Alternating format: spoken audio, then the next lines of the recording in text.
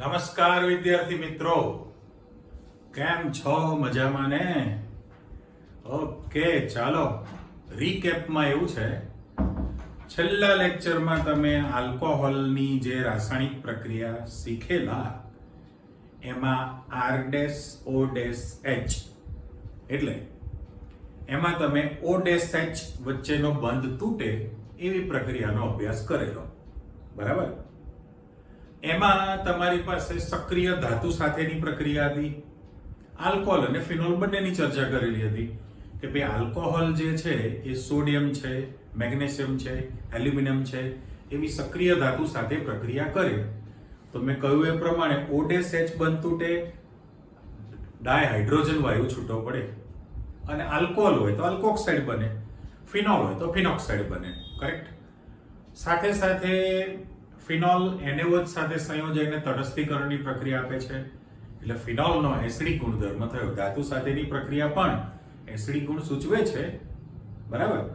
અને બીજી પ્રક્રિયા હતી એસ્ટરીકરણ, જે હજુ તમારે મને જ રાખવાની છે વારંવાર. એટલે એસ્ટરીકરણમાં પણ અલગ અલગ રીતે તમે એસ્ટર બનાવેલા, રાઈટ? આલ્કોહોલ હોય ROH અથવા ફિનોલ હોય AROH, એ બંનેની તમે કાર્બોક્સિલિક એસિડ સાથે પ્રક્રિયા કરો, એસિડ ક્લોરાઇડ સાથે પ્રક્રિયા કરો અથવા એસિડ એનહાઇડ્રેટ સાથે પ્રક્રિયા કરો તો પણ તમે એસ્ટર બનાવી શકો. એમાં દરેકમાં તમે સેમ્પલ આપતા હતા, પણ એસ્ટરીકરણની પ્રક્રિયામાં પણ O-H બંધ તૂટે છે, એટલે તમે એ પ્રક્રિયાનો અભ્યાસ કરેલો છે. આજે તમે એનાથી ઉલટી પ્રક્રિયા શીખવાના છો, એટલે R-O-H, કરેક્ટ? તો O-H બંધની વાર્તા પતી ગઈ. તો R-O બંધ તોડો, પણ R એટલે આલ્કાઇલ સમૂહ છે, મિથાઇલ, ઇથાઇલ, પ્રોપાઇલ, બ્યુટાઇલ વગેરે, એટલે એક્ચ્યુઅલી તો C-O બંધ તૂટ્યો કહેવાય ને. તો એની આજની બધી જ પ્રક્રિયા બીજા પ્રકાર ઉપર જઈએ છીએ. એટલે જુઓ, મેં હેડિંગ આપેલું છે કે આલ્કોહોલ સંયોજનોમાં C-O બંધ તૂટવાથી થતી પ્રક્રિયા છે. C-O બંધ તૂટવાથી જે બધી પ્રક્રિયાઓ છે એનો તમારે અભ્યાસ છે, અને બધા જ સ્વતંત્ર ક્વેશ્ચન તમને પૂછવાના છે. છતાં આપણે તો હેડિંગ નંબર પ્રમાણે આપી દીધેલું છે કે તમારી પાસે પહેલી પ્રક્રિયા હાઇડ્રોજન હેલાઇડ સાથેની પ્રક્રિયા, અથવા હેલોજન એસિડ પણ બોલીએ છીએ, આમ સાદું નામ હાઇડ્રોજન હેલાઇડ અથવા HX એટલે હેલોજન એસિડ સાથેની પ્રક્રિયા. આ પ્રક્રિયા 10મા ચેપ્ટરમાં આવી ગઈ છે, બરાબર? લુકાસ કસોટી હતી, પણ ત્યાં બહુ જ શોર્ટ માં લખાણ આપેલું છે. અત્યારે તમારી પાસે ડિટેલમાં ક્વેશ્ચન છે, એટલે મેં પ્રશ્ન આપી જ દીધો છે એના અંદર કે ભાઈ આલ્કોહોલની પરખ અથવા અલગ પાડવા માટે આલ્કોહોલની પરખ માટેની લુકાસ કસોટી સમજાવો. LUCAS સ્પેલિંગ છે, LUCAS એટલે લુકાસ શબ્દ, LU નો ગુજરાતીમાં લ્યુ પણ કરે, આપણે કીધેલું, તો લ્યુકાસ કસોટી પણ લખે અથવા લુકાસ પણ લખે. ઓકે, હવે લુકાસ કસોટી શા માટે કે છે, બરાબર? તો પહેલામાં પહેલું તમારી પાસે જે છે એને લુકાસ પ્રક્રિયક કહેવાય. હવે લુકાસ પ્રક્રિયક કોણ છે? તો લુકાસ પ્રક્રિયકની અંદર તમારી પાસે સાંદ્ર HCl છે અને નિર્જળ ZnCl2 ઝિંક ક્લોરાઇડ છે, બરાબર? એનહાઇડ્રસ કહેવાય ને ઇંગ્લિશમાં, એનહાઇડ્રસ નિર્જળ એટલે શુદ્ધ છે, એમાં તમે પાણીની હાજરી નથી, એનો મીનિંગ એવો થયો. એટલે જે લુકાસ પ્રક્રિયક છે કોને કહીએ છીએ? તો કે સાંદ્ર HCl અને નિર્જળ ZnCl2 આ બંનેનું મિશ્રણ છે, એનું નામ છે લુકાસ પ્રક્રિયક, એટલે એનું નામ આપેલું છે લુકાસ કસોટી. પણ અહીંયા પરખ શબ્દ કીધો છે, અથવા તો એને અલગ પાડવા માટે. પરખ એટલે કયો આલ્કોહોલ છે એવું નહીં, મિથેનોલ છે, ઇથેનોલ છે, પ્રોપેનોલ છે, એવું નામ નથી. એ કયા પ્રકારનો છે, અલગતાની કસોટી કહેવાય અથવા પરખ કસોટી. એટલે એ આલ્કોહોલ પ્રાથમિક છે, પ્રાઇમરી રેખીય કહેવાય એને, અથવા શાખીય છે. શાખીયમાં દ્વિતીયક છે કે તૃતીયક, ઉપશાખામાં OH લાગેલો હોય. એટલે આલ્કોહોલની પરખ માટે લુકાસ કસોટી વપરાય છે, કરેક્ટ? હવે તો તમારું જૂનું સમીકરણ છે, એટલે આપણે એ જે જનરલ સમીકરણ હતું એમાં શું કહે છે તો કે તમારી પાસે ROH આલ્કોહોલ છે, ઓકે, અને એની તમારે આ જે પ્રક્રિયા આપેલી છે કે ભાઈ સાંદ્ર HCl છે અને ZnCl2 આ જે પ્રક્રિયક છે એની પ્રક્રિયા તમે કરવાના છો. તો આલ્કોહોલની જ્યારે તમે આ HCl એટલે અત્યારે મારે HCl પ્રક્રિયક છે અને એના પર હું ZnCl2 મૂકી દઉં, રાઈટ? આ બંને મિશ્રણ જ છે, પણ પ્રક્રિયામાં તમને અંદાજ આવી ગયેલો છે કે ભાઈ અહીંથી જો એકમાં આપણે લાઇનિંગ મૂકી દઈએ છે R-O બંધ તૂટે, બરાબર? તો OH ને તમે અહીંથી H કાઢીને આપી દો અને Cl તમે R ને આપી દો તો આલ્કાઇલ ક્લોરાઇડ બની જાય. RCl છે ને આલ્કાઇલ ક્લોરાઇડ બને પ્લસ H2O બને. આ તમારું જનરલ સમીકરણ તૈયાર થયેલું કહેવાય. એટલે આ જે જનરલ સમીકરણ છે ને આપણે બ્લોક કરી દઈએ તો પહેલી જે ચર્ચા કરી એ પ્રમાણે એમાં C-O પ્રકારનો બંધ તૂટે છે. માની લો કે તમારે એક સેમ્પલ આપવું છે તો સેમ્પલની અંદર માની લો કે CH3CH2OH લખી નાખો, બરાબર? તો ઇથેનોલ છે, તો ઇથેનોલની તમે આ HCl અને ZnCl2 એના પર આપણે આપી દઈએ તો પ્રક્રિયામાં માત્ર તમે H ને OH કાઢીને આપી દો એટલે પાણીનો અણુ બને અને Cl ત્યાં જોડાઈ જશે. એટલે તમારી પાસે CH3CH2Cl બની જાય અને પ્લસ H2O છે. તો આને ક્લોરો ઇથેન કહેવાશે ને. હવે એક વસ્તુ યાદ રાખવાની કે જો તમે સાદું નામ લખતા હો ને, સાદું નામ જો તમે અહીંયા લખતા હોય તો નિપજમાં સાદું નામ જ લખવું, બરાબર? પણ તમે IUPAC નામ લખો તો ત્યાં પણ IUPAC લખવું જોઈએ.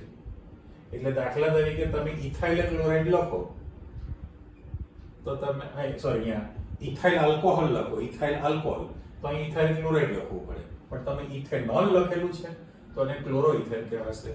એટલે પહેલું તો એ નક્કી થઈ ગયું કે ભાઈ હાઇડ્રોજન હેલાઇડ સાથે જ્યારે તમે પ્રક્રિયા કરશો એટલે આલ્કોહોલ સંયોજનને લુકાસ પ્રક્રિયક સાથે પ્રક્રિયા કરવાથી C-O બંધ તૂટવાનો છે અને તમારી પાસે આલ્કાઇલ ક્લોરાઇડ સંયોજન બને. પણ હવે પરખ માટે તમને એવું કહે છે આખી ચર્ચામાં કે આ તમારી પાસે આલ્કોહોલનો નમૂનો છે, બરાબર? એટલે મેં ઉપર થોડી જગ્યા રાખેલી છે તે હું સ્પેસ મૂકી દઉં છું. આ તમારી પાસે અજ્ઞાત આલ્કોહોલનો નમૂનો છે, સેમ્પલ, ઓકે? અજ્ઞાત આલ્કોહોલનો નમૂનો છે. નમૂનો કીધો ને, નમૂનો એટલે હે વચ્ચે તમે ન્યૂઝપેપરમાં વાંચ્યું હશે કે પેલું કોઈ પણ ફોર્મ ભરેલું હોય એટલે ફોર્મ ભરવાનું હોય કોઈ પણ પ્રકારના દસ્તાવેજ માટે અથવા સુધારા કરવા માટે, તો નીચે તમારું નામ ને સરનેમ ને ટેલિફોન નંબર ને એડ્રેસ ને આ તે બધું ભર્યા પછી છેલ્લે નમૂનાની સહી લખેલું હોય છે. શું લખેલું હોય છે? નમૂનાની સહી. એટલે જે ફોર્મ ભરે છે વ્યક્તિ નમૂનો થયો ને એટલે એને કોર્ટ મેટર કરેલી, નમૂનાની મને નમૂનો કીધો છે એટલે પછી ફોર્મની અંદર સુધારા વધારો કર્યો છે, શબ્દ આગળ પાછળ કરી નાખો, સહીનો નમૂનો કરી નાખ્યો છે. શું? નમૂનાની સહી નહીં. એટલે નમૂનાની સહી કેવું લાગે? નમૂનો છે સહી કરે એવું નહીં, સહીનો નમૂનો છે એવું કહી શકાય. એટલે તમારી પાસે આ અજ્ઞાત આલ્કોહોલનો નમૂનો છે એટલે સેમ્પલ. એની અંદર તમે આજે વાત કરી એ પ્રમાણે લુકાસ પ્રક્રિયક જ્યારે તમે એની અંદર ઉમેરશો, લુકાસ પ્રક્રિયક સાથે પ્રક્રિયા થાય તો આલ્કાઇલ ક્લોરાઇડ બનવાનું છે, ઓકે, ડન. પણ સાથે સાથે જે આ આલ્કાઇલ હેલાઇડ બને છે એ આલ્કાઇલ હેલાઇડ જે છે અદ્રાવ્ય રહે. શબ્દ કીધો અદ્રાવ્ય અથવા અમિશ્રિત રહેશે. અમિશ્રિત શબ્દ અથવા તો અદ્રાવ્ય રહે છે અને એના કારણે આખું જે દ્રાવણ છે એ દૂધિયા રંગનું બની જાય. અદ્રાવ્ય રહેવાને કારણે દૂધિયા રંગનું, એટલે દૂધિયો કલર એટલે એકચ્યુઅલી આપણે મિલ્કી વોટર બોલીએ છીએ પણ દૂધિયો રંગ છે એટલે આપણે એના માટે શબ્દ ધૂંધળા પણ એવો શબ્દ લખ્યો, ધૂંધળું દ્રાવણ. એટલે એક જ શબ્દ લખો છો કે ધૂંધળું એવો શબ્દ કે જેને ઇંગ્લિશમાં ટર્મિડિટી કહેવાય ને, ટર્મિડિટી. એટલે દ્રાવણ દૂધિયા રંગનું બનવા માટે ધૂંધળું જો બની જાય, કારણ શું છે તો કે આલ્કાઇલ હેલાઇડ જે બને છે એ પોતે અદ્રાવ્ય છે અને એના કારણે મિશ્રણ ધૂંધળું બને છે. આપણે પ્રોપર ટેક્સ્ટનો જ શબ્દ વાપરીએ, ટર્મિડિટી કહેવાય. પણ અહીંયા ચોખવટ કરી છે, આ તો બનશે પણ હવે એ પ્રક્રિયાનો વેગ કેવો છે એના પ્રમાણે આલ્કોહોલની પરખ થઈ શકે. તો આપણે જેમકે શબ્દ લખી નાખીએ, જો જમકો નથી, જમકો નહીં, જેમકે. તો જેમકે માં પહેલો કેસ છે કે જો મિશ્રણ, આખું જે મિશ્રણ છે તુરંત જ ધૂંધળું બની જાય, તુરંત જ કેવું બની જાય, ધૂંધળું બની જાય. ચલો એ અહીંયા એરો કરું તો એ જે આપેલો અજ્ઞાત આલ્કોહોલનો નમૂનો છે એ 3,0 આલ્કોહોલનો નમૂનો હોઈ શકે. એટલે તૃતીયક આલ્કોહોલ સાથે પ્રક્રિયા ખૂબ જ ઝડપી થાય છે. ઓકે, પાઠ્યપુસ્તકમાં તો તૃતીયક અને પ્રાથમિક બે ચર્ચા કરી, પણ એકચ્યુઅલી તો મેં કહ્યું એ પ્રમાણે મારું સ્ટાર્ટિંગ વાક્ય શું હતું કે ભાઈ આલ્કોહોલના ખરેખર બે જ પ્રકાર પડે, પ્રાથમિક અને, એટલે પ્રાથમિક છે ને સરળ આલ્કોહોલ કહેવાય, રેખીય સરળ આલ્કોહોલ, અને શાખામાં હોય તો એને શાખીય આલ્કોહોલ કહેવાય. બરાબર? એટલે અહીંયા આગળ પણ પછી તમે જે લખો છો આ આપણે કેસ બ્લેક પેનથી લખીએ કે જો મિશ્રણ 5 થી 7 મિનિટ પછી ધીમે ધીમે 5-7 મિનિટ પડી રહેવા દો અને ધીમે ધીમે જો એ ધૂંધળું બનતું જતું હોય, ધીમે ધીમે ધૂંધળું બને, તો એ જે આલ્કોહોલનો નમૂનો હોય એ તમારી પાસે દ્વિતીયક આલ્કોહોલનો નમૂનો હોઈ શકે. પણ જો તમે મિશ્રણને એમને રહેવા દેશો અને જો મિશ્રણમાં દૂધિયા રંગનું બને જ નહીં, છે એવું ને એવું જ એઝ ઇટ ઇઝ પારદર્શક જ રહે, જે ટ્રાન્સપરન્ટ હતું, તો એ આલ્કોહોલનો નમૂનો તમારી પાસે પ્રાથમિક આલ્કોહોલ હોઈ શકે. એટલે એ તમારી પાસે ફાઇનલ થઈ ગયું કહેવાય કે ભાઈ આલ્કોહોલની પરખ એટલે અલગીકરણ, પ્રાથમિક છે, દ્વિતીયક છે કે તૃતીયક છે, એની પણ તમે જાણકારી મેળવી શકો છો. બરાબર? એટલે લુકાસ કસોટી અગત્યની તૈયાર થઈ કહેવાય. ઇન શોર્ટ કે જો અજ્ઞાત આલ્કોહોલનો નમૂનો લુકાસ પ્રક્રિયક સાથે પ્રક્રિયા કરીને આલ્કાઇલ હેલાઇડ બનાવે પણ એ અદ્રાવ્ય છે, જો મિશ્રણ તરત જ ધૂંધળું બની જાય તો એ તૃતીયક આલ્કોહોલનો નમૂનો હોવાનો. પણ જો મિશ્રણ 5-7 મિનિટ પડી રહેવા દો અને ધીમે ધીમે બહુ જ આછું ધૂંધળું બને, ધીમે ધીમે જે છે આછો ધૂંધળા કલરનો બનતો જાય દ્રાવણ, તો એ દ્વિતીયક આલ્કોહોલનો નમૂનો થયો. અને જો મિશ્રણ ધૂંધળું બને જ નહીં, એટલે પ્રક્રિયા થાય જ નહીં, તો એ પ્રાથમિક આલ્કોહોલનો નમૂનો કહેવાય. બરાબર? તો આ જે પ્રક્રિયા થવાની જે પ્રબળતા છે, પ્રક્રિયા થવા માટેની જે પ્રબળતા છે એને મારે લખવું તો આવું લખી શકાય કે 3,0 ROH આલ્કોહોલ છે, એના પછી અહીંયા લખું 2,0 ROH છે, દ્વિતીયક છે, અને અહીંયા લખી નાખું 1,0 ROH એટલે પ્રાથમિક આલ્કોહોલ છે. ઓકે, તો આપણી પાસે પ્રબળતાનો ક્રમ આવી ગયો કે તૃતીયક આલ્કોહોલમાં ખૂબ જ ઝડપી પ્રક્રિયા થયેલી છે, એના કરતા દ્વિતીયકમાં ધીમી છે, અને પ્રાથમિક આલ્કોહોલમાં સૌથી ધીમી, એટલે એકચ્યુઅલી પ્રક્રિયા થતી જ નથી. આપણે તો સાપેક્ષમાં લખી શકાય ને. એટલે આખો જે પ્રક્રિયાનો જે ક્રમ છે એને તમે આ રીતે દર્શાવી શકો. એટલે 10મા ચેપ્ટરમાં પણ આ પ્રશ્નની શરૂઆત થયેલી, પણ એમાં બહુ જ આછો ખ્યાલ આપેલો. અત્યારે તમને ડિટેલમાં આપેલો છે, એટલે અલગ ક્વેશ્ચન બની ગયો. આલ્કોહોલની પરખ માટેની લુકાસ કસોટી સમજાવો અથવા આલ્કોહોલના અલગીકરણ માટેની લુકાસ. હવે અલગીકરણ એટલા માટે ન મૂકે, શબ્દ ખોટો છે એવું નથી કહેતો, પરખ પ્રોપર વર્ડ કહેવાય, કારણ કે કયા પ્રકારનો છે ખબર પડે. બરાબર? એમ તો તમે અલગ પાડવા માટે ઓક્સિડેશનનો પણ પ્રશ્નનો ઉપયોગ કરવાનો છો, આવે કે આપણે ચર્ચા કરીએ, અલગ પાડી શકાય ઓક્સિડેશન પ્રક્રિયાથી પણ. એટલે આની સ્પેસિફિક પ્રક્રિયા થઈ. ચલો, બીજી પ્રક્રિયા પણ 10મા ચેપ્ટરમાં આવી ગયેલી છે જ. એમાં તમને કીધું છે ફોસ્ફરસ ટ્રાયહેલાઇડ સાથેની પ્રક્રિયા, ફોસ્ફરસ ટ્રાયહેલાઇડ PX3 સાથેની પ્રક્રિયા છે. તો આપણે જનરલ સમીકરણ આપી દો પહેલા કે દાખલા તરીકે તમારી પાસે ROH આલ્કોહોલ છે, એની તમે PX3 ફોસ્ફરસ ટ્રાયહેલાઇડ સાથે પ્રક્રિયા કરો, તો કહ્યું એ પ્રમાણે આલ્કાઇલ હેલાઇડ RX તો બનવાનો જ છે, પણ સાથે સાથે H3PO3 કે જેને તમે ફોસ્ફરસ એસિડ કહો છો, પણ અહીંયા ચોખવટ કરી નાખી કે x બરાબર તમારી પાસે ક્લોરીન અથવા બ્રોમિન હોઈ શકે. ઓકે, જ્યાં x બરાબર ક્લોરીન અથવા તો બ્રોમિન છે. સંતુલન કરીએ સમીકરણની અંદર તો x ની કિંમત 3 છે એટલે મારે તગડો મૂકવો પડે. તો તમારી પાસે r ની કિંમત 3 થઈ એટલે તગડો મૂકી દઉં.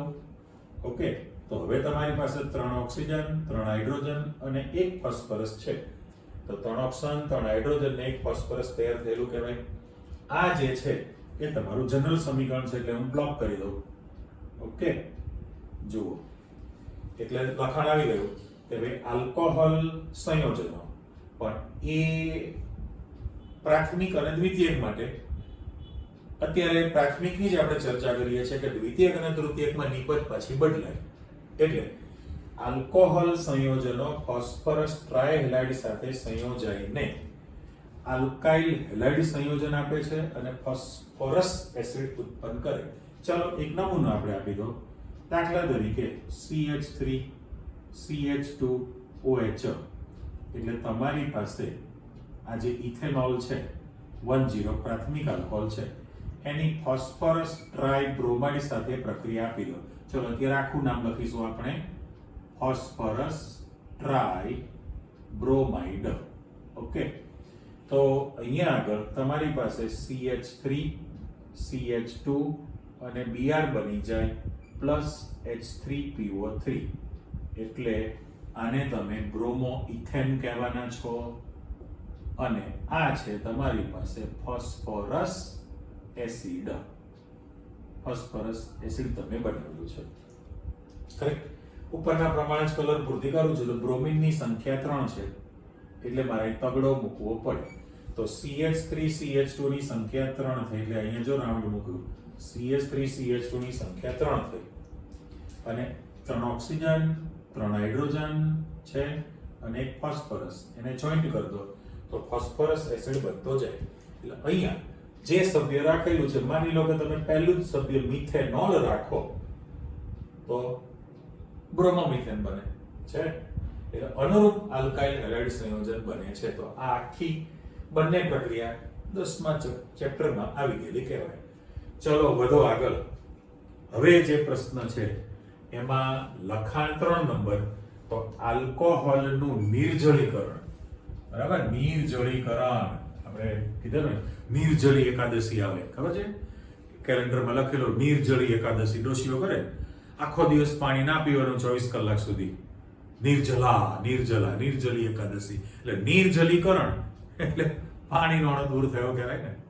પાણીનો અણુ દૂર કરેલો છે ને હાઇડ્રેશન તો પાણીનો અણુ ઉમેરો કરેલો કહેવાય. એટલે આની અંદર જે નિર્જળીકરણ તમારે જે કરવું છે એ નિર્જળીકરણ કરવા માટે જે પ્રક્રિયા છે એટલે આ તમારી પાસે લખાણ છે કે ભાઈ આલ્કોહોલનું તમે જે નિર્જળીકરણ કરવા માંગો છો એમાં પહેલામાં પહેલું સાંદ્ર H2SO4 સલ્ફ્યુરિક એસિડ હોય બરાબર, અથવા તો H3PO4 ફોસ્ફરિક એસિડ છે. સાંદ્ર સલ્ફ્યુરિક એસિડ હોય અથવા ફોસ્ફરિક એસિડ છે. હવે વચ્ચે અથવા લખું છું બરાબર, આ અથવા જોઈ લો અને હજુ પણ અહીંયા અથવા લખી દઉં છું. તો એ અથવાની અંદર સૂત્ર જ લખીએ છીએ એલ્યુમિના. તો તમારી પાસે અહીંયા એલ્યુમિના શબ્દ ખબર છે ને Al2O3 સરબી પિક્ચરમાં અમિતાભ બચ્ચન બૂમ મારે છે ખબર છે મીના ઓ મીના બરાબર.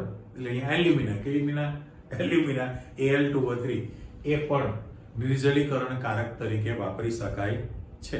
એટલે આ જે મૂકેલું છે એ સાંદ્ર સલ્ફ્યુરિક એસિડ છે અથવા તો ફોસ્ફોરિક એસિડ છે. આ અને એલ્યુમિના Al2O3 તમે રાખો તો પાણીનો અણુ દૂર થશે. પાણીનો અણુ દૂર થાય અને આલ્કિન સંયોજન બની જશે. પણ આમાં જે પ્રક્રિયા છે જુદી જુદી પ્રક્રિયા પરિસ્થિતિમાં થાય. જુદી જુદી પ્રક્રિયા પરિસ્થિતિમાં તમારી પાસે પ્રક્રિયા થવાની છે. તો એની સ્પષ્ટતા કરવા માટે પહેલા આપણે જનરલ ઇક્વેશન આપી દઈએ. તો જનરલ સમીકરણમાં તમને એવું કહે છે કે ભાઈ આ C અને આ C અહીંયા OH છે એટલે H અને OH આપણે આપી દઈએ.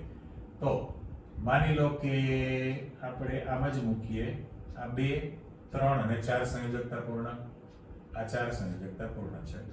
અત્યારે એના પર માત્ર H+ ઉદ્દીપક તરીકે એની હાજરી રાખીએ છીએ અને એને ગરમ કરવામાં આવે. હવે ગરમ કરીએ છીએ એમાં ટેમ્પરેચર અગત્યનું છે.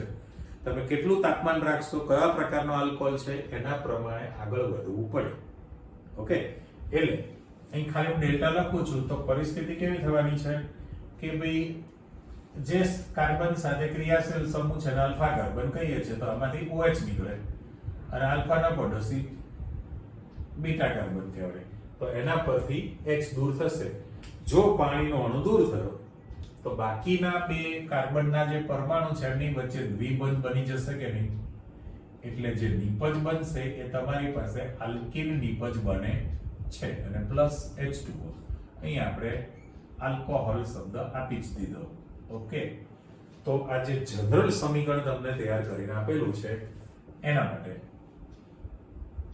આ ચેક કરો. ઓકે, થોડી બચત કરો. બરાબર, આજની બચત ભવિષ્યમાં કામ લાગે એમ. તો ફાઇનલ થયું કહેવાય કે ભાઈ આલ્કોહોલ સંયોજનની એસિડ ઉદ્દીપકની હાજરીમાં તમે પ્રક્રિયા કરશો તો પાણીનો અણુ દૂર થવાનો છે અને અનુરૂપ આલ્કીન સંયોજન બની જાય. પણ હવે પ્રાથમિક, દ્વિતીયક અને તૃતીયક એ બધા જ આલ્કોહોલ માટે તમારે વિચારણામાં લેવું છે. બરાબર, તો આપણે સેમ્પલ મૂકીએ છીએ કે દાખલા તરીકે અહીંયા સેમ્પલ જુઓ. દાખલા તરીકે પહેલું સભ્ય મૂકીએ છીએ. સૂત્ર પ્રમાણે પ્રાથમિક આલ્કોહોલ ને ગણતરીમાં લેવું છે.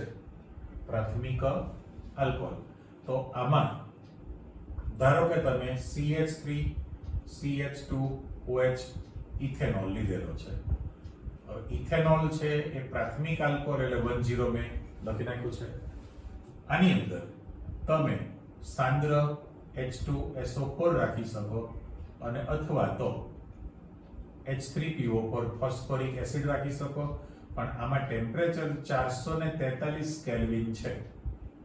બરાબર, 443 કેલ્વિન 444 માં એક ઓછું એમ 443 કેલ્વિન જો તમે રાખશો તો એમાંથી પાણીનો અણુ જે છે દૂર થવાનો છે. હવે જો પાણીનો અણુ દૂર થાય અને બાકીનું તમારી પાસે જોઈન્ટ કરી દો તો CH2 double bond CH2 ethene બની જશે અને પ્લસ H2O છે. એટલે ઉપર જે સમજૂતી મૂકી છે એના પ્રમાણે હું અહીંયા રાઉન્ડ મૂકું છું કે ભાઈ આમાંથી OH નીકળે અને આમાંથી એક H નીકળી જશે અને બંને કાર્બન વચ્ચે દ્વિબંધ બની જશે. બરાબર, એટલે સાંદ્ર સલ્ફ્યુરિક એસિડ અથવા ફોસ્ફોરિક એસિડ રાખેલું છે 443 કેલ્વિન છે. હું ટેમ્પરેચર ઉપર ગોળ મીંડો મૂકું છું. આ કન્ડિશન ચેક કરો. એટલે પ્રબળ પ્રક્રિયા પરિસ્થિતિ રાખેલી છે તો જ પ્રાથમિક આલ્કોહોલમાં આવી રીતની નિર્જલીકરણ પ્રક્રિયા થશે. પણ એના બદલે આપણી પાસે દ્વિતીયકનું ઉદાહરણ લેવું છે. હવે પરિસ્થિતિ કેવી થવાની છે કે જો દ્વિતીયક છે CH3CH નીચે OH અને CH3 લખી નાખો. ઓકે, તો દ્વિતીયક આલ્કોહોલ છે. પણ અહીંયા આગળ તમારી પાસે કન્ડિશન ઘટી 85% ફોસ્ફોરિક એસિડ હશે તો ચાલશે. કેટલું છે અહીંયા? 85% ફોસ્ફોરિક એસિડ છે અને 443 ની બદલે 440 કેલ્વિન ટેમ્પરેચર છે. એટલે તાપમાનમાં ઘટાડો થયો છે. હવે અહીંયા મકાન નંબર પ્રમાણે આપણે રેડ પેનથી આપી દઈએ. ગમે ત્યાંથી નંબર આપશો 1 2 3. બરાબર, તો આ જે છે પ્રોપેન 2 ઓલ છે ને, પ્રોપેન 2 ઓલ એટલે દ્વિતીયક 2 આલ્કોહોલ છે. હવે એમાં પણ આ OH નીકળશે અને અહીંથી ગમે ત્યાંથી તમે એક H કાઢી નાખશો. જો પાણીનો અણુ દૂર થાય તો બાકીનું જે સભ્ય બન્યું છે એ CH3 CH double bond CH2 એટલે પ્રોપીન બનશે. પ્રોપીન અને પ્લસ H2O છે. પ્લસ એટલે પાઠ્યપુસ્તકમાં પ્લસ H2O લખતા જ નથી, ખાલી સમજૂતીમાં આપણે નિર્જલીકરણ એટલે પાણીનો અણુ દૂર થયો. પણ માને અહીંયા આગળ પ્લસ H2O આપણે લખીએ છીએ અલગ રીતે. તો પ્રક્રિયા પરિસ્થિતિ તમારી ઘટી કહેવાય. અને હજુ ત્રીજી શક્યતા લઈ લઈએ આપણે. તો ત્રીજી જે શક્યતા છે એ તૃતીયક આલ્કોહોલમાં જવું છે. તો પ્રબળતાનો ક્રમ પણ તમારી પાસે ધીમે ધીમે ઓછો થતો ગયો ને, પ્રબળતાનો ક્રમ ઘટશે. તો કન્ડિશનમાં જુઓ, કન્ડિશનમાં તમારે અહીંયા 20% ફોસ્ફોરિક એસિડ, એટલે એક તો એની સાંદ્રતા ઓછી થઈ અને ટેમ્પરેચર જે છે એ 358 કેલ્વિન છે. 358 કેલ્વિન એટલે હું લાઇનિંગ પાડું છું, ચેક કરો. તો પહેલા ત્રીજું સભ્ય આપી દો. મારે તૃતીયક આલ્કોહોલ લખવો હોય તો CH3C, ઉપર CH3, નીચે OH અને બાજુમાં CH3 છે. તો મારે આમાં નામ પાડવું છે 1, 2 અને 3 નંબર આપી દીધો. તો નામ શું પડશે એનું? 2 મિથાઇલ પ્રોપેન 2 અલ છે ને, કારણ કે આટલું ભૂલી જાવ તો ઉપલું જ છે પ્રોપેન 2 અલગ, પણ બીજા કાર્બન ઉપર પાછો મિથાઇલ સમૂહ છે એટલે એનું નામ પડશે 2 મિથાઇલ પ્રોપેન 2 ઓલ. ઓકે, પણ એ તમારો આલ્કોહોલ તૃતીયક 30 થયો. મેં જગ્યા એટલા માટે રાખેલી છે કે પ્રબળતાનો ક્રમ આપણે લખવો છે. હવે પરિસ્થિતિમાં તમારી પાસે અહીંથી OH કાઢી નાખો અને ગમે ત્યાંથી તમે એક H કાઢી નાખો. માની લો અહીંથી આપણે H કાઢી નાખીએ છીએ, તો અત્યારે હું નીચે -H2O લખી નાખું. ઓકે, લખાય? યસ. પહેલામાં જગ્યા હતી એટલે મેં અહીંયા +H2O લખેલું છે. બાકીનું જોડાણ આપી દો તો પરિસ્થિતિ કેવી હતી કે CH3C ઉપર CH3, OH નીકળી ગયો, ડબલ બોન્ડ CH2 તૈયાર થશે. હવે એમાં તમે ગમે ત્યાંથી નંબર આપો, 1, 2, 3 લખો, આમથી લખો તો પણ 1, 2, 3 છે, પણ એનું નામ પડશે 2 મિથાઇલ 1 પ્રોપેન, પણ 1 લખવાની જરૂર નથી. લખાય? લખવું પડે 2 મિથાઇલ, બીજા કાર્બન ઉપર મિથાઇલ છે અને 1 પ્રોપીન, 2 મિથાઇલ 1 પ્રોપીન બની ગયું. એટલે હવે આપણે શું કહીએ છીએ કે ભાઈ તમારી પાસે આલ્કીન નિપજ તો બને છે, એટલે આલ્કોહોલનું નિર્જળીકરણ, તો પાણીનો અણુ દૂર થયો એટલે નિર્જળીકરણની પ્રક્રિયા થઈ, નંબર 1. પણ પ્રક્રિયા પરિસ્થિતિમાં અહીંયા તમારી પાસે સાંદ્ર H2SO4 છે અને 443 કેલ્વિન છે, કરેક્ટ? એટલે પ્રબળ પ્રક્રિયા પરિસ્થિતિ થઈ. એની સાપેક્ષમાં અહીંયા તમારી પાસે જો 440 કેલ્વિન થયું, 85% સાંદ્રતા H3PO4 છે અને ત્રીજામાં તો 20% જ સાંદ્રતા છે એટલે પરિસ્થિતિ ઘટી અને 358 કેલ્વિન છે. તો તમે એવું ના કહી શકો કે આ જે પ્રબળતાનો જે ક્રમ છે, પ્રબળતાનો ક્રમ એટલે સરળતાથી જે પ્રક્રિયા થાય છે એ મારે લખવું તો 30 ROH સંજ્ઞા જ વાપરે, 30 આલ્કોહોલ છે. એના પછી મારે લખવું હોય તો અહીંયા શું લખાશે? 20 ROH લખાશે અને છેલ્લામાં લખી નાખું તો 10 ROH છે. હવે પરિસ્થિતિ કેવી થઈ કહેવાય? તો કે તૃતીયક આલ્કોહોલમાં નિર્જલીકરણની પ્રક્રિયા સામાન્ય પરિસ્થિતિ કહેવાય, એટલે સરળતાથી થઈ કહેવાય, ઝડપી થાય સરળતાથી. એના કરતા ઉગ્ર પ્રક્રિયા પરિસ્થિતિ રાખી કહેવાય અને સૌથી વધુ ઉગ્ર પરિસ્થિતિ કોની અંદર રાખવી પડે? આની અંદર. એટલે સરળતાથી તૃતીયકમાં થાય, એના કરતા કઠિન થયું કહેવાય અને એના કરતા પણ કઠિન થયું કહેવાય. એટલે આ જે પ્રબળતાનો તમારી પાસે ક્રમ છે એને મેં બ્લોક કરી દીધેલો કહેવાય.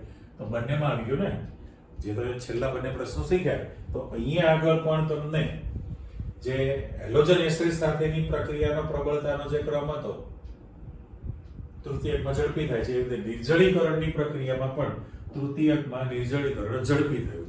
ત્યારે એની સાપેક્ષમાં આમાં ચોક્કસ પ્રબળ પ્રક્રિયા પરિસ્થિતિ રાખો ત્યારે જ નિર્જલીકરણ થાય છે. એટલે જુદી જુદી પરિસ્થિતિમાં આલ્કોહોલનું નિર્જલીકરણ થયું કહેવાય. એવો તમારી પાસે ક્વેશ્ચન આવી ગયો, કરેક્ટ? ઓકે, હવે આવે છે 4 નંબર. એમાં મેં અહીંયા સ્પેસ રાખી છે. એક તો 4 નંબર પોતે લોંગ ક્વેશ્ચન તરીકે પૂછવાનું છે.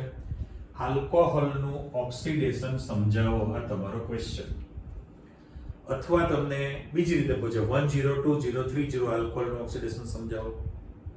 અને ત્રીજી શક્યતા પ્રશ્નની કે ઓક્સિડેશન પ્રક્રિયાને આધારે આલ્કોહોલનું અલગીકરણ કઈ રીતે કરવામાં આવે છે, ને અલગીકરણ એટલે એ. પણ અહીંયા આગળ આપણે લાસ્ટ લેક્ચરમાં જે તમે શીખેલા એ નોંધનો ઉપયોગ કરવો છે. તો પહેલામાં પહેલું મારે એવું લખી શકાય કે તમારી પાસે 10 ROH છે, પ્રાથમિક આલ્કોહોલ છે, એનું ઓક્સિડેશન કરો તો RCHO બને આલ્ડીહાઇડ. લાસ્ટ ટાઈમ લખેલું, અત્યારે સંજ્ઞા વાપરી. અને એથી ઉલટું છે કે દ્વિતીયક 20 આલ્કોહોલ છે ROH, એનું જો તમે ઓક્સિડેશન કરશો તો RCOR કીટોન બને છે. બરાબર.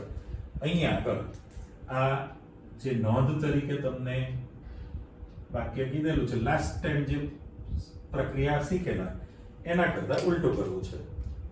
શું કહ્યું? નિપજ તમારી પાસે ફાઇનલ થઈ ગઈ કે ભાઈ પ્રાથમિક આલ્કોહોલનું જો તમે ઓક્સિડેશન કરો તો તમારી નિપજ આલ્ડીહાઇડ બનશે.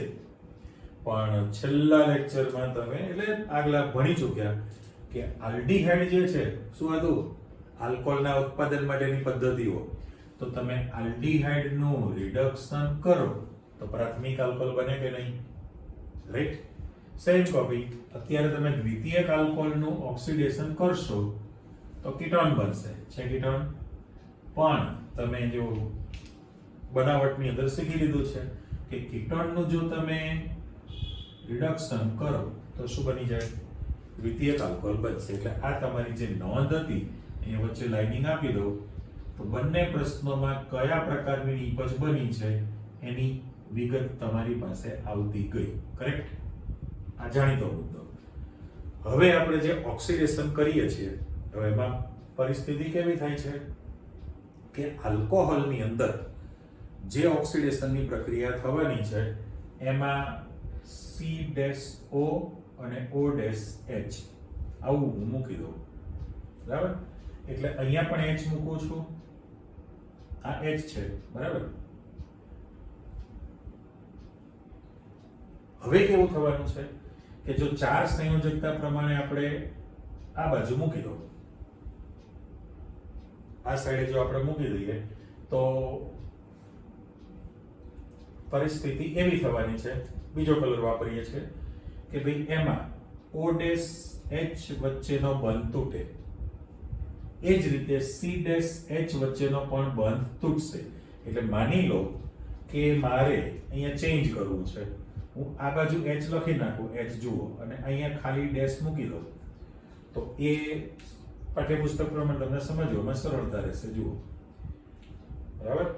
એટલે ઓક્સિડેશનની અંદર કઈ પરિસ્થિતિ થાય છે માઇન્ડમાં રાખો કે જ્યારે આલ્કોહોલનું ઓક્સિડેશન કરો ત્યારે એમાં O-H બંધ તૂટે, એક H છૂટો પડ્યો અહીંથી. એ જ રીતે C-H પણ બંધ તૂટશે, બંને બંધ તૂટવાના છે, અહીંથી પણ H છૂટો પડે તો H2 વાયુ બને. હાઇડ્રોજન ડાયહાઇડ્રોજન વાયુ મુક્ત થયો એટલે એને ડિહાઇડ્રોજિનેશન પણ કહેવાય. ઇંગ્લિશ શબ્દ ડિહાઇડ્રોજિનેશન, પણ વિહાઇડ્રોજનીકરણ. વી ડી ની જગ્યાએ વી શબ્દ વાપરે ગુજરાતીકરણમાં. વિહાઇડ્રોજનીકરણ. ટૂંકમાં હાઇડ્રોજન દૂર થયો. હવે જો દૂર થઈ જશે તો પછી પરિસ્થિતિ કેવી થવાની છે? અંદર આ ઘટના બની ગયા પછી આ કાર્બન સાથે બે સંયોજકતા છે, ઓક્સિજન માંથી નીકળી ગયો તો C ડબલ બોન્ડ O, આમની વચ્ચે દ્વિબંધ નવો રચાશે. કરેક્ટ? કાર્બન ને ઓક્સિજન વચ્ચે નવો બંધ રચાઈ જાય. આ પહેલા તો જે પ્રોસિજર થવાની છે તમારી પાસે માઇન્ડમાં આવી ગયું કે ભાઈ આલ્કોહોલનું જ્યારે તમે ઓક્સિડેશન કરો છો ત્યારે એમાં C-H અને O-H બંધ તૂટે અને હાઇડ્રોજન વાયુ છૂટો પડે. એક. બરાબર. અને સામા પક્ષે કે તરત જ પછી એની અંદર જે રચના બની ગઈ C ડબલ બોન્ડ O, દ્વિબંધની રચના બની જશે. હવે બીજું કે તમે જે ઓક્સિડેશન કરવાના છો તો એવું કેવું કે પ્રાથમિકનું ઓક્સિડેશન કરતા આલ્ડીહાઇડ અને દ્વિતીયકનું ઓક્સિડેશન કરતો કીટોન બને? તૃતીયકની તો ચર્ચા જ નથી આપણી પાસે. કેમ? તો કે તૃતીયકનું ઓક્સિડેશન થતું હોતું નથી. એટલે તમારી પાસે જે સ્પષ્ટતા છે એ આપણે સમજવાનું કે પ્રાથમિકનું, દ્વિતીયકનું અને તૃતીયકનું સેમ્પલ આપવું છે. બરાબર. પણ આમાં પ્રક્રિયા પરિસ્થિતિ કઈ છે તો કયો પ્રક્રિયક રાખો છો એના પ્રમાણે નિપજ બને. ઓકે. તો જ્યારે તમે અહીંયા આગળ નામ લખીએ છીએ પિરિડીનિયમ ક્લોરો ક્રોમેટ. ચલો આ આખું નામ લખેલું છે પણ એના પર તમારે પીસીસી લખેલું હોય. પેરિડિનિયમ ક્લોરોક્રોમેટ. પેરિડિનિયમ ક્લોરોક્રોમેટ છે. હવે એ પેરિડિનિયમ ક્લોરોક્રોમેટ જે છે એ ઓક્સિડેશન કરતા થયો નિર્બળ છે. નિર્બળ ઓક્સિડેશન કરતા એની સાપેક્ષમાં તમે પ્રબળ પ્રક્રિયા પરિસ્થિતિ એટલે KMnO4 ને જો ઓક્સિડેશન કરતા તરીકે રાખો તો પણ નિબંધ બદલાવાની છે. પણ હવે આનું જન્મ સ્થળ શું છે તો એની જાણકારી આપણે આપીએ. તો ક્રોમિયમ ટ્રાયોક્સાઇડ આ જે છે એ કોણ છે તો કે મારે એવું લખવું છે કે pyridine જે કાર્બનિક સંયોજન છે અને HCl હાઇડ્રોક્લોરિક એસિડ છે અને ક્રોમિયમ ટ્રાયોક્સાઇડ છે CrO3. આ ત્રણેય ઘટકોમાંથી ત્રણેય ઘટકનું બનેલું સંકીર્ણ સંયોજન છે. ઓકે, પેરિડિનિયમ ક્લોરોક્રોમેટ એ pyridine HCl અને chromium trioxide CrO3 chromium trioxide આ ત્રણ ઘટકનું બનેલું શું છે સંકીર્ણ સંયોજન છે. હવે એનું સૂત્ર દાખલા તરીકે આપણે જાણવું હોય તો pyridine એટલે બેન્ઝીન રિંગ ઉપર ફક્ત નાઇટ્રોજન છે એટલે હું અણુસૂત્ર તરીકે લખી નાખું. અહીંયા અણુસૂત્ર આપણે લખવું છે તો C6H5 લખું. C6H5 અને ખાલી નાઇટ્રોજન હતો ઓકે. C6H5N એટલે pyridine થયું pyridine જે તમે અહીં લખેલું છે pyridine અને એમાંથી HCl છે એમાંથી H ને તમે અહીંયા લઈ લો CrO3 છે અને Cl માઈનસ પાછળ રાખીએ છીએ એટલે નાઇટ્રોજન ઉપર પ્લસ ચાર્જ Cl ઉપર માઈનસ ચાર્જ છે. આ બાજુ લાઈનિંગ મૂકું છું. આખું જે અણુસૂત્ર લખેલું છે જાણકારી માટે છે. ફરીથી જોઈ લો.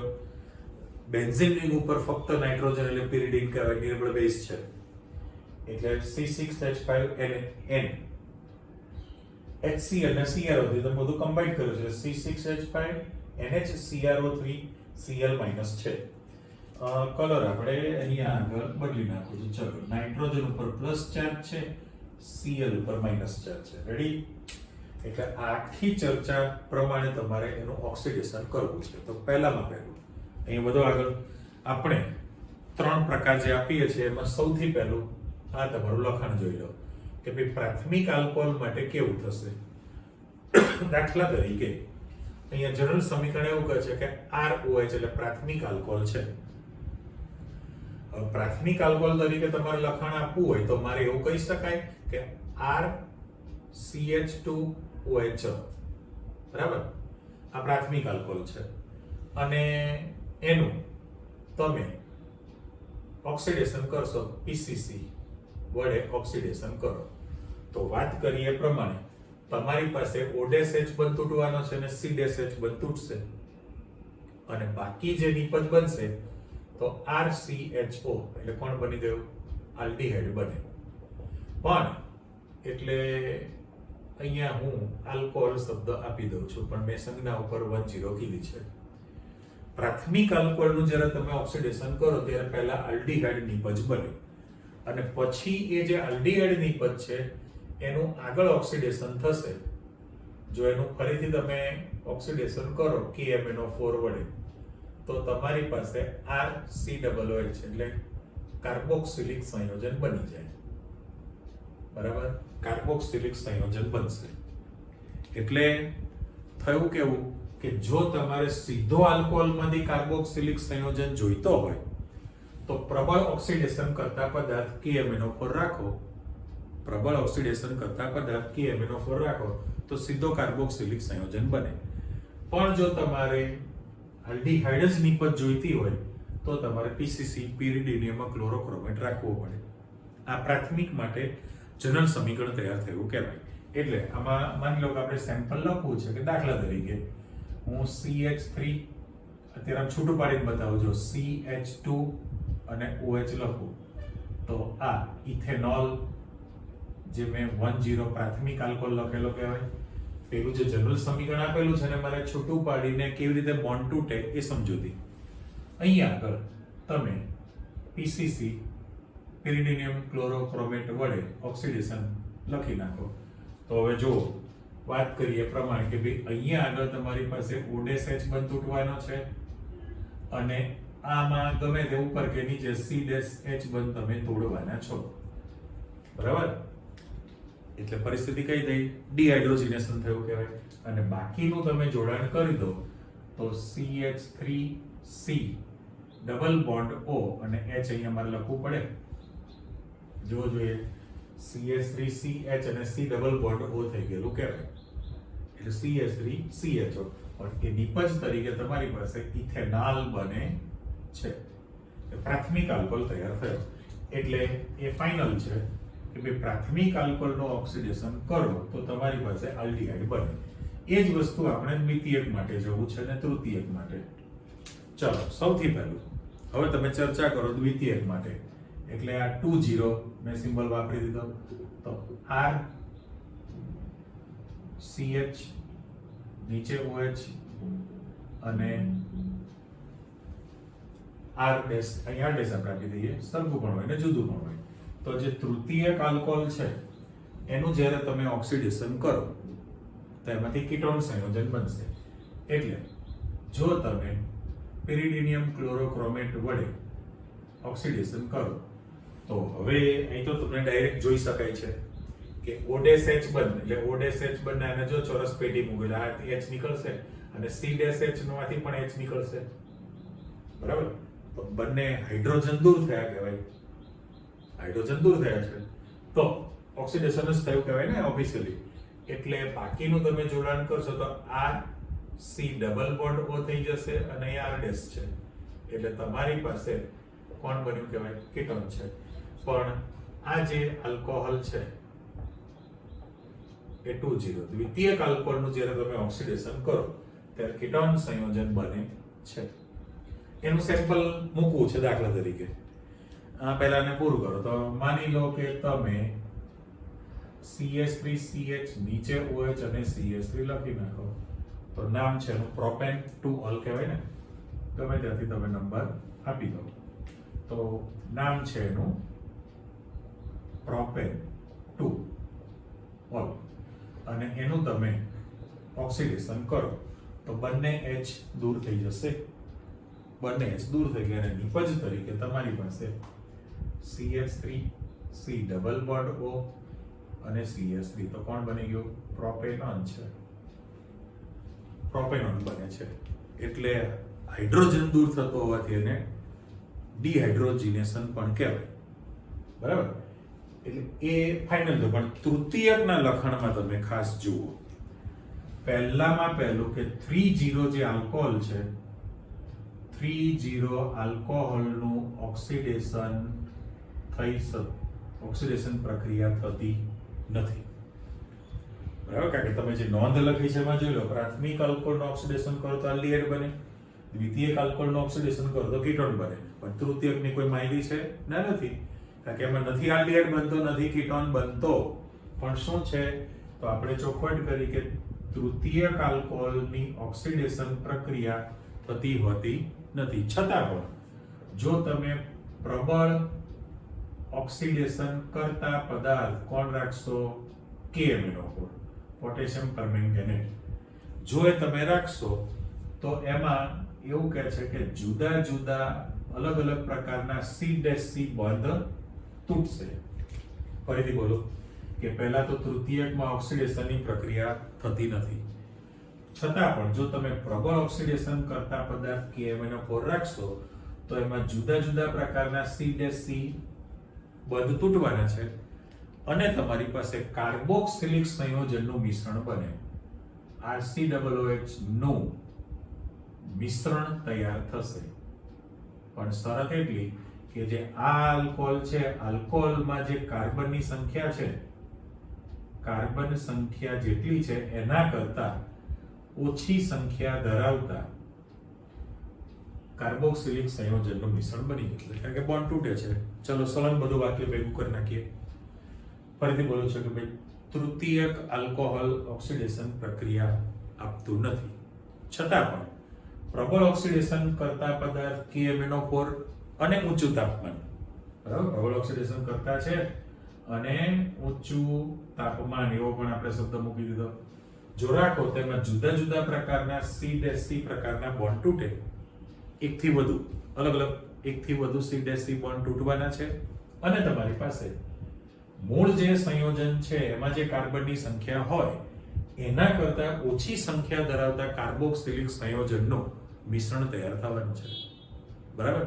એટલે આમાં પણ તમે ચેક કરી લીધું કે ભાઈ OH પ્રકારનો બંધ તૂટે છે ને, જે આપણે C' પ્રકારનો પણ બંધ તૂટે છે, આની અંદર બંને બંધ તૂટે અને ડબલ બોન્ડ થાય.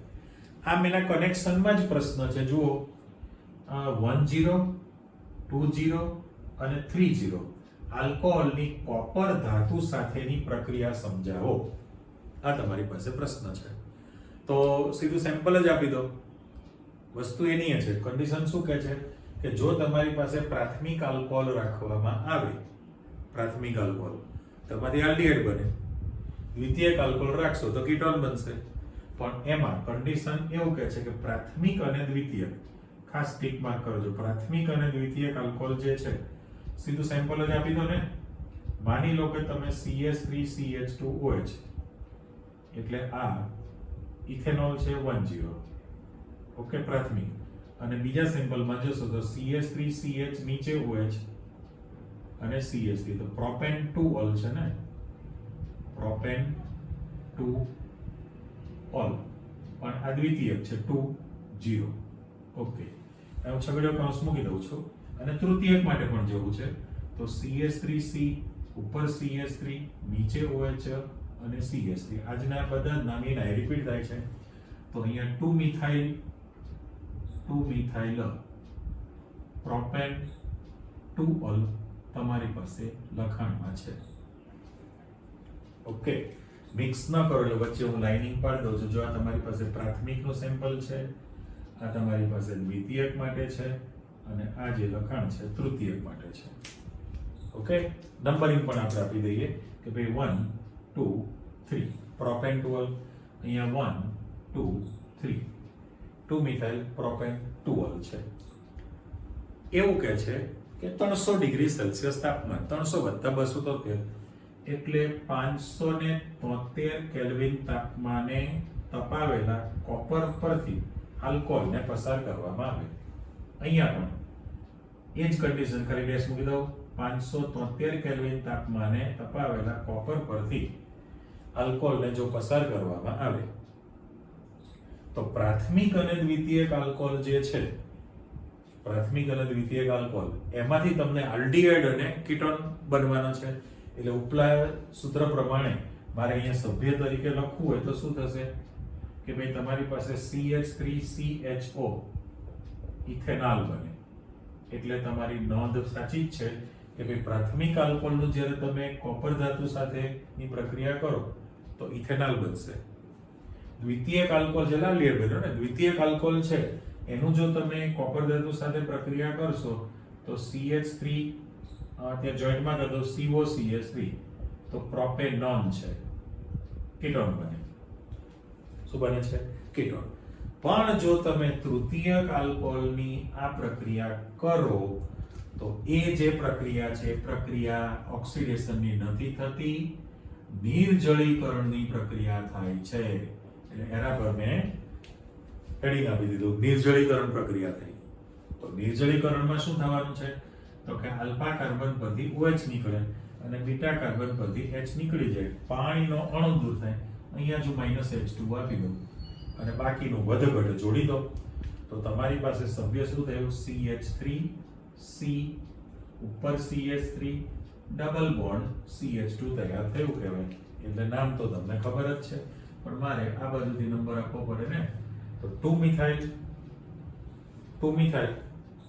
1 પ્રોપિન લખાશે ને, એનું નામ પડી ગયું 2 મિથાઇલ પ્રોપિન. 2 મિથાઇલ પ્રોપિન બનેલું છે, બરાબર. 1 પ્રોપિન પણ લખાય, 1 ન લખો તો પણ ચાલશે. એટલે આજના આખા લેક્ચરમાં રિકેપમાં ચેક કરી લો કે તમે C-O બંધ તૂટવાથી થતી પ્રક્રિયાનો અભ્યાસ કર્યો. એમાં HX સાથેની પ્રક્રિયા, લુકાસ કસોટી, અલગ પ્રશ્ન. ફોસ્ફરસ ટ્રાયલાઇડ સાથેની પ્રક્રિયા ખબર છે. આલ્કોહોલનું નિર્જલીકરણ કર્યું છે, પણ નિર્જલીકરણની અંદર તમારી પાસે જે છે પ્રક્રિયા પરિસ્થિતિ પ્રમાણે પ્રબળતામાં જે છે વધઘટ જે જોવા મળી. ઓક્સિડેશન માટેની ચર્ચા ટોપિક તમારી પાસે નવો આવ્યો, ડીહાઇડ્રોજિનેશન થયું કહેવાય. પણ ફાઇનલ કે ભાઈ પ્રાથમિક આલ્કોહોલ છે તો એમાંથી આલ્ડીહાઇડ બને, દ્વિતીયક આલ્કોહોલ છે તો કીટોન બનશે. તૃતીયકનું ઓક્સિડેશન થતું નથી, પણ ઊંચા તાપમાને પ્રબળ ઓક્સિડેશન કરતા KMnO પર જેવો પદાર્થ રાખો તો એમાં અલગ અલગ પ્રકારના 2 કરતા વધુ, 1 થી વધુ C-C બંધ તૂટે અને મૂળ સંયોજનમાં જે કાર્બન છે એના કરતા ઓછી કાર્બન સંખ્યા ધરાવતા કાર્બોક્સિલિક 1 થી વધુનું મિશ્રણ બનવાનું છે.